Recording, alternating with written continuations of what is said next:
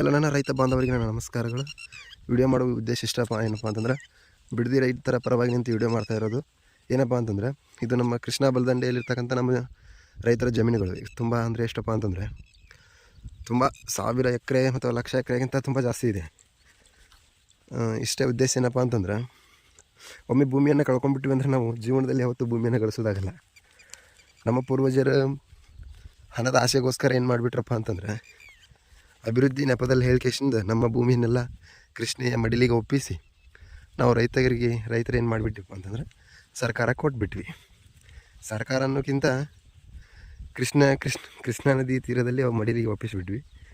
ಇದು ಉದ್ದೇಶದಿಂದ ಏನಾಗೈತಪ್ಪ ಅಂತಂದ್ರೆ, ಭೂಮಿಯನ್ನು ಕಳೆದುಕೊಂಡಿರ್ತಕ್ಕಂಥ ಪ್ರತಿಯೊಬ್ಬ ರೈತರು ಅವಾಗ ಎಕರೆಕ್ಕೆ 2,000 ಅಥವಾ 4,000 ಅಥವಾ ಇಲ್ಲಾಂದ್ರೆ 6,000 ಇದೇ ಬಿಗ್ ಅಮೌಂಟ್. ಅವಾಗ 2,000, 4,000, 8,000 ಅಷ್ಟು ಅಮೌಂಟನ್ನು ಕೊಟ್ಟು ರೈತರ ಬಾಯಿಗೆ ಬೀಗವನ್ನು ಹಾಕಿರ್ತಕ್ಕಂಥ ಸರ್ಕಾರಗಳು ರೈತರ ಪರಿಸ್ಥಿತಿ ಪ್ರಸ್ತುತ ಯಾವ ರೀತಿ ಇದೆ, ಯಾವ ರೀತಿ ಇಲ್ಲ ಅನ್ನೋದನ್ನು ಏನಾಗಿತ್ತಪ್ಪ ಅಂತಂದ್ರೆ ಯಾರನ್ನೂ ಕೇಳೋಂಗಿಲ್ಲ.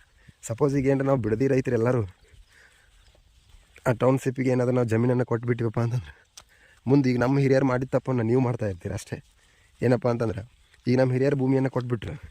ಸದ್ಯದ ಪರಿಸ್ಥಿತಿಯಲ್ಲಿ ಈ ನಮ್ಮ ಜನ್ರೇಷನ್ಗೆ ಏನಾಗೈತಪ್ಪ ಅಂತಂದ್ರೆ, ಭೂಮಿ ಇಲ್ಲ, ಒತ್ತಬೇಕು ಬೆಳಿಬೇಕಂದ್ರೆ ಭೂಮಿನೇ ಇಲ್ಲಂಗೆ ಆಗಿಬಿಟ್ಟೈತಿ. ಇನ್ನು 40 ವರ್ಷ 50 ವರ್ಷ ಹೋದ್ರೂ ಏನಾಗತ್ತಪ್ಪ ಅಂತಂದ್ರೆ, ಭೂಮಿಯಲ್ಲಿ ಬೆಳೆದಿರ್ತಕ್ಕಂಥ ಆಹಾರವನ್ನು ತಿನ್ನಬೇಕು. ನಾವು ಯಾವುದೇ ರೀತಿ ಲ್ಯಾಬ್ನಲ್ಲಿ ಏನು ಮಾಡೋಕ್ಕಾಗಲ್ಲ, ಅನ್ನವನ್ನು ಬೆಳೆಯೋಕ್ಕಾಗಲ್ಲ.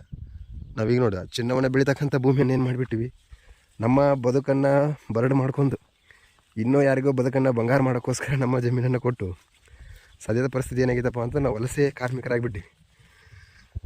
ನಮ್ಮ ಊರನ್ನು ಬಿಟ್ಟು ಬೇರೆ ಗ್ರಾಮಗಳಿಗೆ ಹೋಗಿ, ಬೇರೆ ಗ್ರಾಮಗಳನ್ನೋಕ್ಕಿಂತ ನೀವು IT ಕ್ಷೇತ್ರಗಳಿರ್ತಕ್ಕಂಥ ಬೆಂಗಳೂರು, ಮಂಗಳೂರು ಆಗಿರ್ಬೋದು, ಬಾಂಬೆ, ಗೋವಾ ವಲಸೆ ಕಾರ್ಮಿಕರಾಗಿಬಿಟ್ಟಿವಿ.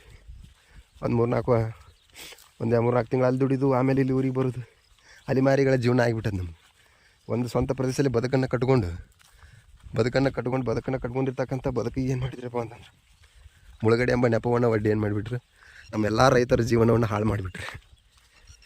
ಅದ್ರ ತಕ್ಕಂಗೆ ಪರಿಹಾರ ಕೊಡಲಿಲ್ಲ. ಅವಾಗೆಲ್ಲ 2,000, 4,000, 6,000, 8,000 ಈ ರೀತಿ ರೈತರಿಗೆ ಜಮೀನಿಗೆ ಹಣದ ಡಿಮ್ಯಾಂಡ್ ಮಾಡಿ ಕೊಟ್ಬಿಟ್ರು. ಸದ್ಯ ಆವಾಗಿನ ಪರಿಸ್ಥಿತಿಗೆ ಅದು ಏನಾಯ್ತಪ್ಪ ಅಂತಂದ್ರೆ ಎಲ್ಲರಿಗೂ ಅನುಕೂಲ ಆಯಿತು. ನಗದ ರೂಪದ ವಸ್ತುವನ್ನು ನೋಡಿದ ಜನ ಏನಾಗ್ಬಿಟ್ರಪ್ಪ, ನೋಡದೇ ಇರೋದು ಜನರು ಏನಾದರೂ ಹಣವನ್ನು ಕಂಡುಗಳು ಏನಾಯ್ತಪ್ಪ, ಖುಷಿಯ ಭವನವನ್ನು ಹೋಗ್ತಾ ಬಿಟ್ಟಿದ್ರು. ಆದರೆ ಮುಂದಿನ ನಮ್ಮ ಮಕ್ಕಳ ಭವಿಷ್ಯ ಯಾವ ರೀತಿ ಇರ್ತದೆ ಅನ್ನೋದು ಏನಾದ್ರಪ್ಪ ಅಂದರೆ ಯಾರೂ ಮನ್ಗಂಡಿಲ್ಲ. ಅದೇ ರೀತಿ ಏನಾಗುತ್ತಪ್ಪ ಅಂತಂದರೆ, ಬಿಡದಿ ರೈತರಲ್ಲಿ ಮನವಿ ಇಷ್ಟೇ, 1 ಎಕರೆಗೆ 2 ಕೋಟಿ, 4 ಕೋಟಿ, 8 ಕೋಟಿ, 10 ಕೋಟಿ ಡಿಮ್ಯಾಂಡ್ ಮಾಡ್ತಿದ್ದಾರೆ. ಮತ್ತು ಅದೇ ರೀತಿಯಲ್ಲಿರ್ತಕ್ಕಂಥ ಪ್ರತಿಯೊಂದು ಮರಗಳಿಗೂ ಬೆಲೆಯನ್ನು ಕಟ್ತಿದ್ದಾರೆ. ಮಾವಿನ ಮರ ಆಗಿರ್ಬೋದು, ತೆಂಗಿನ ಮರ ಆಗಿರ್ಬೋದು, ಯಾವುದೋ ಒಮ್ಮೆ ನಮ್ಮ ವಸ್ತುವನ್ನು ಕಳ್ಕೊಂಡು ಅಂದರೆ ಜೀವನದಲ್ಲಿ ಪದೇ ಸಿಗಲ್ಲ. ಅದು ಜಮೀನಾಗಿರ್ಬೋದು ಮತ್ತು ಯಾವುದೇ ಆಗಿರ್ಬೋದು. ಅದೇ ನಾವು ನಮ್ಮ ಜಮೀನು ಕೊಟ್ಟಿರ್ತೀವಲ್ಲ, ಬಿಡದಿಯಲ್ಲಿ ಕೊಟ್ಟ ನಂತರ ನೆಕ್ಸ್ಟ್ ಹೋಗಿ ನಾವು ಅಲ್ಲಿ 500 ಎಕರೆ ಕೊಟ್ಟಿರ್ತೀರಲ್ಲ, ಅದೇ ಪ್ಲೇಸಿಗೆ ಹೋಗಿ ನೀವು ಹಳ್ಳಿ ಏನಾದರೂ ಒಂದು 40/30 ಸೈಡ್ ಹಿಡ್ಯಾಕೆ ಹೋದ್ರೆ ಅಂದ್ರೆ 10 ಕೋಟಿ ಕಡಿಮೆ ಆಯ್ತು. 10 ಕೋಟಿದು 40 ಕೋಟಿ ಕೇಳಿದ್ರು ಕೇಳ್ಬೋದು ನೀವು. ಸರಿನಾ? ಇಷ್ಟೇ ಏನು ವಿಡಿಯೋ ಮಾಡ್ತಕ್ಕಂಥ ಉದ್ದೇಶ ಇಷ್ಟೇ. ಏನಪ್ಪ ಅಂತಂದ್ರೆ, ಎಲ್ಲರೂ ಹಣದ ನೆಪದಲ್ಲಿ ಏನು ಮಾಡ್ತಿರ್ತಾರಪ್ಪ ಅಂತಂದ್ರೆ, ಹಣವನ್ನು ಮುಂದಿಟ್ಕೊಂಡು ರೈತರ ಮನವನ್ನು ಒಲಿಸುವ ಕಾರ್ಯದಲ್ಲಿ ತೊಡಗುತ್ತಾರೆ. ಆದರೆ ನಾವೇನು ಮಾಡಬೇಕಪ್ಪ ಅಂದ್ರೆ, ರೈತರ ಒಂದು ಒಗ್ಗಟ್ಟಾಗಿ ಸರಿಯಾದ ನಿರ್ಧಾರದಲ್ಲಿ ನಿಂತು ಭೂಮಿಯನ್ನು ಕಳ್ಕೊಂಡ್ರೆ ಏನೋ ಮಾಡೋಕ್ಕಾಗಲ್ಲಪ್ಪ ಅಂದ್ರೆ, ನಾವು ಚಿನ್ನ ಏನೂ ಬೆಳೆಯೋಕ್ಕಾಗಂಗಿಲ್ಲ. ಲ್ಯಾಬ್ನಲ್ಲಂದ್ರೂ ಸತ್ರು ಬೆಳೆಯೋಕ್ಕಾಗಲ್ಲ. ಇಡೀ ಜಗತ್ತಿಗೆ ಅನ್ನ ಹಾಕ್ತಕ್ಕಂಥ ಪರಿಸ್ಥಿತಿ, ಜಗತ್ತಿಗೆ ಅನ್ನ ಹಾಕ್ತಿರ್ತೀವಿ. ಒಂದೊಂದು ದಿನ ಆಗುತ್ತಪ್ಪ ಅಂತಂದ್ರೆ, ಅದೇ ಅನ್ನಕ್ಕಾಗಿ ನಾವು ಬೇರೆ ಗ್ರಾಮಗಳಿಗೆ ಒಲಿಸಿ ಹೋಗ್ಬೇಕಾಗತ್ತೆ. ಸಪೋಸ್ ಈಗ ರೈತರ ಪರಿಸ್ಥಿತಿ ನಮ್ದು ಆಗೈತಿ, ಎಲ್ಲ ಇಲ್ಲಿ ಮುಳುಗಡೆ ಜನದ್ದು ಏನಾಗೈತಪ್ಪ ಅಂದ್ರೆ ಅದೇ ಪರಿಸ್ಥಿತಿ ಆಗೈತಿ.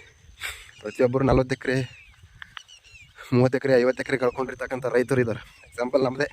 ನಾವು ಕೂಡ 40 ಎಕರೆ ಗಂಟಲೆ ಜಮೀನನ್ನು ಏನು ಮಾಡಿಬಿಟ್ಟಿವಪ್ಪ ಅಂದರೆ ಸರ್ಕಾರಕ್ಕೆ ಬರೆದು ಕೊಟ್ಬಿಟ್ಟು ನಮ್ಮ ಬಾಗಲಕೋಟೆ ಜಿಲ್ಲೆಯನ್ನು ನಾವು ಮುಳುಗಡೆ ಮಾಡ್ಕೊಂಡು ಬೇರೆದವರಿಗೆ ಸಹಾಯ ಆಗಲಿ ಅಂತಂದು ಮಾಡಿದ್ವಿ. ಆದರೆ ಪರಿಸ್ಥಿತಿ ಏನಾಗಿತ್ತಪ್ಪ ಅಂತಂದ್ರೆ, ಇವಾಗ ಕೈ ಮೀರಿ ವಲಸೆ ಆಗಿಬಿಟ್ಟೈತಿ. ಹಿರಿಯರು ಮಾಡಿದ ತಪ್ಪನ್ನು ನಾವು ಅನುಭವಿಸ್ತಾ ಇದ್ದೀವಿ. ಅದೇ ರೀತಿ ಬಿಡದಿ ಹಿರಿಯರು, ರೈತಾಪಿ ವರ್ಗದವರು ಯಾವುದೇ ರೀತಿ ಹಣದ ಆಸೆಗಾಗಿ ನಿಮ್ಮ ಜಮೀನನ್ನು ಮಾರ್ಕೊಳ್ಬೇಡ್ರಿ ಅಂತಂದು ನಿಮ್ಮ ಹೃದಯಪೂರ್ವಕ ಕೇಳ್ಕೊಳ್ತಾ ಇದ್ದೀನಿ. ಅದೇ ರೀತಿ ಯಾರು ಮನವೊಲಿಸ್ಕೊಂಡು ಈಗ ಆಲ್ರೆಡಿ ಹಣ ಇಸ್ಕೊಳಕ್ಕೆ ಮುಂದೆ ಆಗ್ತಿದ್ದಾರಲ್ಲ, ಅವ್ರಿಗೆ ಮುಂದೆ ಪರಿಸ್ಥಿತಿ ಇದೇ ಬರ್ತೈತಿ. ಸರಿನಾ? ಹಣವನ್ನು ತಿನ್ನೋಕ್ಕಾಗಲ್ಲ, ಅನ್ನವನ್ನೇ ತಿನ್ನಬೇಕು ವಿನ. ಸರಿನಾ? ಚಿನ್ನ ತಿನ್ನೋಕ್ಕಾಗೂ ಆಗೋದಿಲ್ಲ. ಯಾವತ್ತಿದ್ರೂ ಏನಾಗುತ್ತಪ್ಪ ಅಂತಂದ್ರೆ, ರೈತ ನೀಡಿರ್ತಕ್ಕಂಥ ಅನ್ನವನ್ನು ಸಾಕಂತಾರೆ ವಿನ ಚಿನ್ನವನ್ನು ಯಾರೂ ಸಾಕನ್ನಂಗಿಲ್ಲ. ಇಷ್ಟು ಹೇಳ್ತೀನಿ. ಧನ್ಯವಾದಗಳು. ನಾನು ಮಾತಾಡಿರ್ತಕ್ಕಂಥ ಯಾವುದೇ ಮಾತುಗಳಲ್ಲಿ ತಪ್ಪುಗಳಿದ್ರೆ ಸ್ವಲ್ಪ ನೋಡಿ ವಿಚಾರ ಮಾಡಿಬಿಡ್ರಿ ಸರ. ಜೈ ಬೋಲೋ ಭಾರತ್ ಮಾತಾ ಕಿ ಜೈ. ಜೈ ಜವಾನ್, ಜೈ ಕಿಸಾನ್, ಜೈ ಹಿಂದ್.